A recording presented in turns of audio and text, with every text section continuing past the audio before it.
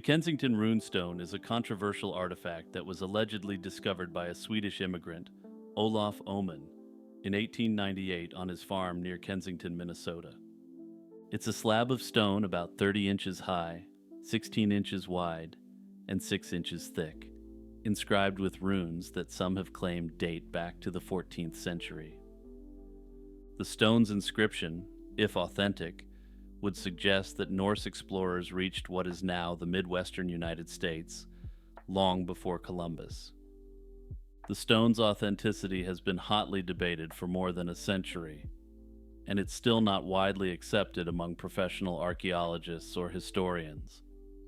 At first glance, the inscription on the Kensington Runestone seems to tell a story of a group of Norse explorers. These intrepid Norsemen, in 1362, reached the interior of North America, lost a number of their men, and left the stone as a memorial. According to this narrative, these explorers were part of a larger expedition that may have ventured deep into the continent via inland waterways. This would be a remarkable piece of evidence for pre-Columbian exploration of the region, lending support to the idea that Vikings navigated far beyond known coastal areas. Yet, from the very moment it was brought to public attention, skepticism surrounded its origin, style, and language. The runic inscription, as translated, reads something like a casualty record combined with directions and a date. If we accept it at face value, it indicates that a group of 30 Norsemen made their way deep into the continent, only to face some unknown disaster. However, experts have long questioned the grammar, spelling, and word choices seen in the runes. Linguists argue that some words used in the inscription are more consistent with 19th century Scandinavian dialects rather than medieval ones. In other words, the language doesn't neatly match the patterns we'd expect from genuine 14th century runes. Additionally, there's the matter of weathering and tool marks. Professional geologists who've examined the stone have had differing opinions. Some have argued that the inscription's weathering patterns match a centuries-old carving. Others, however, have claimed that the stone's inscription shows signs of having been made relatively recently, possibly around the time of its, quote, discovery in the late 19th century. Further complicating things is the social and cultural context of late 19th century rural Minnesota. Many Scandinavian immigrants who settled in the region were proud of their heritage and eager to discover evidence that connected them to the land's distant past. The Kensington Runestone emerged at a time when such an artifact could generate immense local interest, perhaps even tourism and prestige. Some historians have suggested that a hoax could have been born from a desire to create a grand narrative, tying Norse history to the American heartland, where these Scandinavians had settled. Over the years, many attempts have been made to prove or disprove the stone's authenticity. In the scholarly world, the overwhelming majority opinion tends toward the stone being a 19th century forgery. Mainstream historians cite linguistic anachronisms, the context of its discovery, and the lack of corroborating archaeological evidence as reasons to doubt its authenticity. They argue that in the absence of solid evidence, the simplest explanation, namely that it's a clever hoax, is the best one. Now that I've presented the competing arguments on this one, I'm going to jump in and give my take on this runestone more directly than I do for most entries in this series. There's no evidence for any runestones being raised beyond the 12th century. A runestone being raised in the 14th century would be a significant historical anomaly, as it simply wasn't a practice that had persisted until that point. That said, there's always the faint possibility that Norsemen from Greenland could have theoretically made such an expedition and raised such a runestone. The legend that Jesus Christ retired to Japan to take up garlic farming and raise a family is surprisingly a historical narrative believed by a non-zero amount of people. According to the myth, after narrowly escaping crucifixion, Jesus fled across Siberia to Japan. where he lived a long life under the name Daitenku Taro Jurai. The story centers around the village of Shingo in northern Japan, where locals claim that Jesus settled down, married a woman named Miyuko, and fathered 3 daughters. He is said to have lived as a humble garlic farmer, eventually dying at the age of 106. The origins of this legend are traced back to documents known as the Takenouchi documents, which were allegedly discovered in the 1930s.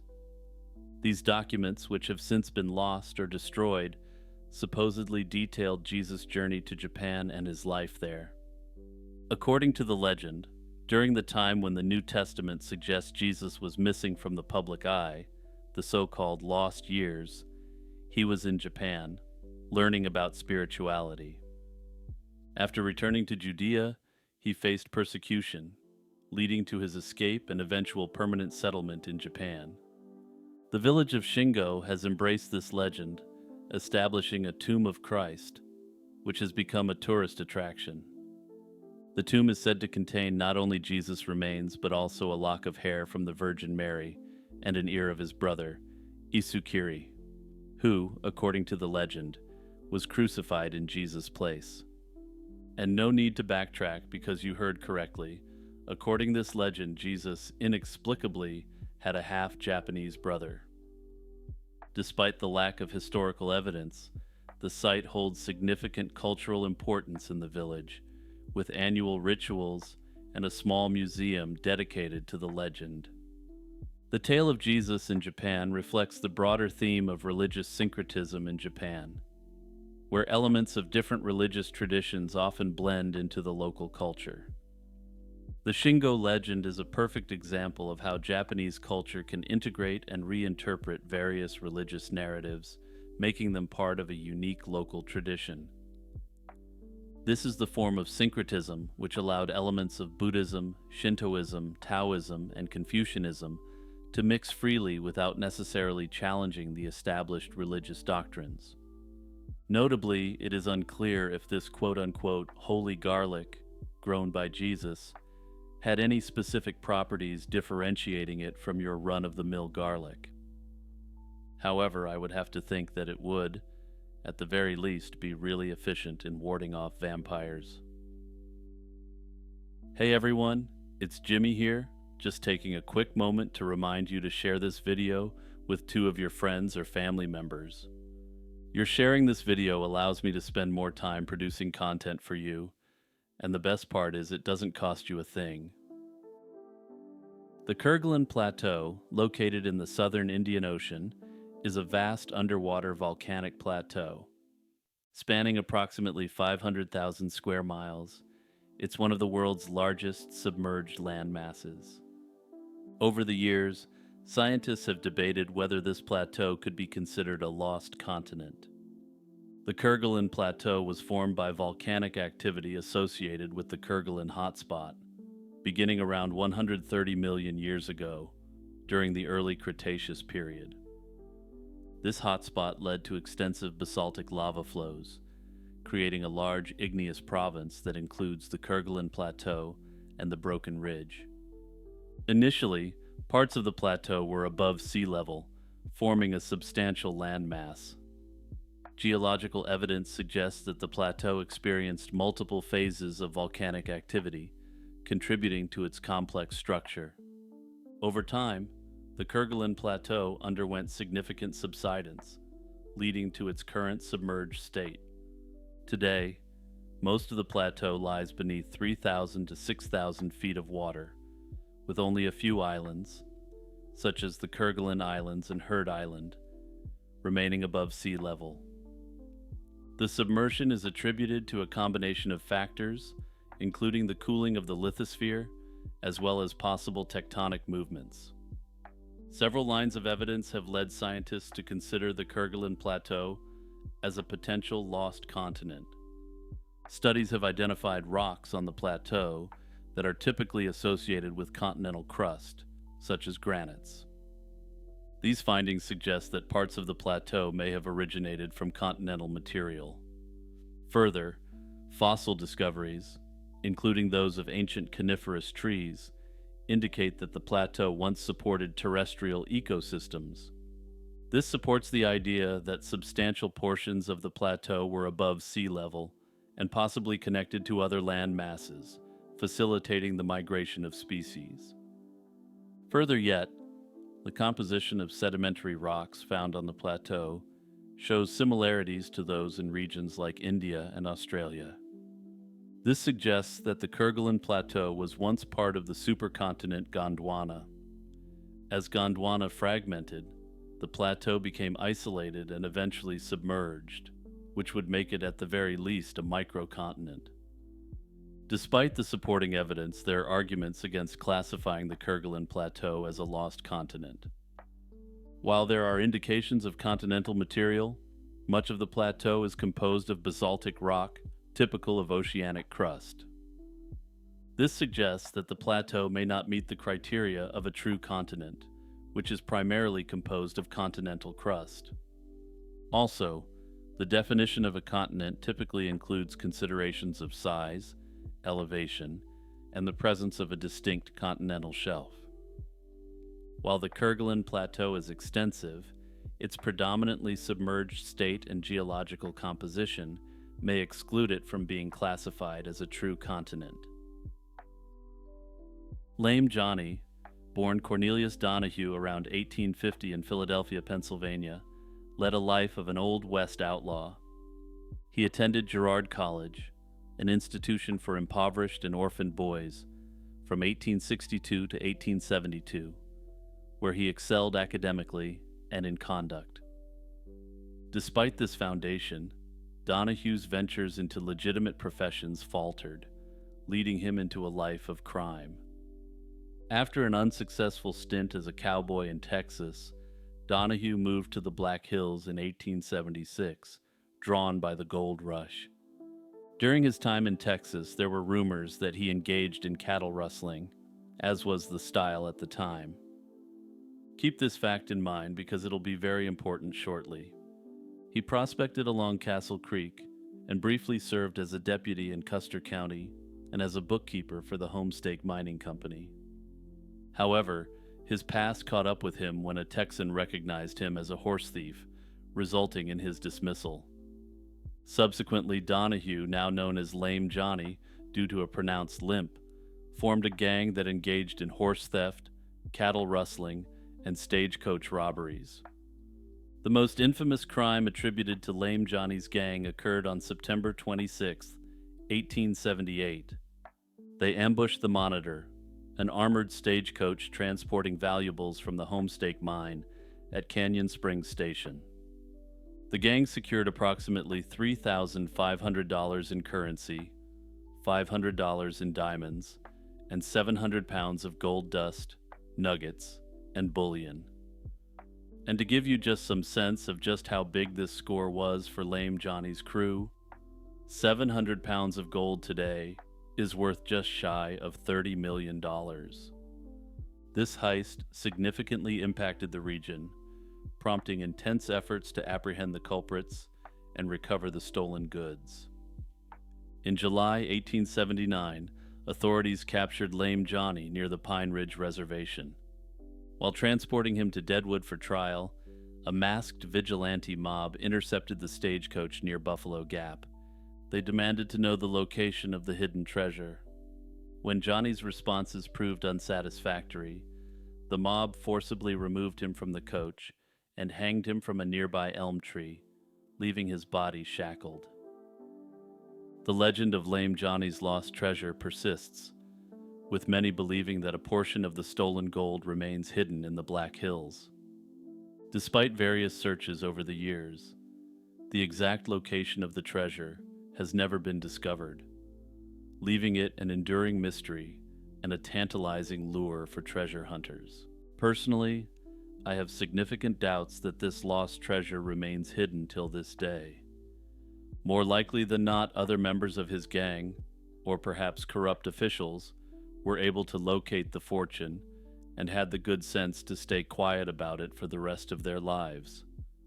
After all, you only need to look to the story of Lame Johnny himself to see what people will do when 700 pounds of gold is at stake. The Matsukawa derailment, which occurred in Japan on August 17, 1949, remains one of the most controversial and widely discussed railway incidents in the country's post-war history. The case initially appeared to be a straightforward act of sabotage against Japanese national railways, but would develop into something much bigger. The Matsukawa derailment took place on a section of the Tohoku Main Line near Matsukawa Station in Fukushima Prefecture. At around 3:09 a.m. on August 17, 1949, a passenger train traveling from Aomori to Tokyo derailed, causing the locomotive and several cars to topple over. 3 railway employees lost their lives in the accident, creating an immediate sense of shock and urgency. Japan, still reeling from the aftermath of the war, found itself grappling with labor disputes, severe economic hardship, and intense ideological conflict. Under these conditions, the authorities were quick to suspect that the derailment wasn't just an accident, but an act of sabotage intended to undermine the stability of critical infrastructure. Before long, suspicion fell on members of the Japan Communist Party, the JCP, and affiliated labor unions, including the National Railway Workers Union. In the broader historical context, 1949 saw 3 high-profile railway incidents, which had the country on edge. The other 2 were the Shimoyama incident, the mysterious death of JNR President Sadanori Shimoyama, and the Mitaka incident, a runaway train incident. These events fueled an atmosphere of fear and suspicion, and they all became the subject of intense police scrutiny. Investigators believed that radical elements within the labor movement might have orchestrated these disasters to foment broader social unrest. They further suspected that these elements may have Soviet backing, as both the Americans and the Japanese were still worried about Japan drifting into the Soviet sphere. The government, which at the time was focused on suppressing leftist ideologies, found the perfect opportunity to clamp down on potential dissidents. This backdrop set the stage for the Matsukawa derailment trial. By October 1949, police had arrested a number of individuals, most of whom were union members or affiliated with the JCP. Ultimately, 20 people were charged and brought to trial in connection with the incident. The prosecution argued that the defendants had conspired to sabotage the railway, alleging that they removed the metal plates securing the rails together to cause the derailment. The defense countered that the evidence was circumstantial and that the authorities had coerced confessions through harsh interrogation methods that were not in line with democratic principles. Further, the defense team consistently argued that the train's derailment may have been due to technical or operational issues unrelated to sabotage. Critics claimed that the prosecution's case hinged too heavily on unsubstantiated claims and a political desire to quell leftist movements. The first round of decisions in lower courts found several defendants guilty. In 1953, the Sendai District Court delivered its verdict, convicting many of the accused and sentencing some of them to elimination. The harshness of these rulings shocked observers both locally and internationally. International human rights organizations and Japanese advocates criticized the seeming lack of direct evidence and the possibility of confessions obtained under duress. Appeals were filed, and the case moved up the judicial ladder, landing in the Tohoku High Court. In a surprising turn of events, the Tohoku High Court in 1959 overturned the lower court's ruling, acquitting all 20 defendants. This acquittal was a landmark moment in Japan's post-war legal history, as prior to the war, appellate courts had been extremely deferential to trial rulings.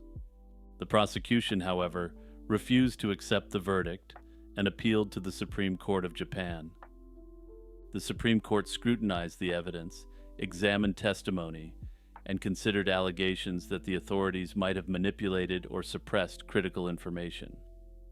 It wasn't until 1963 that the Supreme Court finally upheld the High Court's acquittal verdict. The final court decision concluded there was insufficient evidence to prove that any of the accused had intentionally removed the track's fastenings. This ruling also highlighted deficiencies in the investigation, including mishandled evidence, questionable interrogation tactics, and government overreach in targeting political opponents.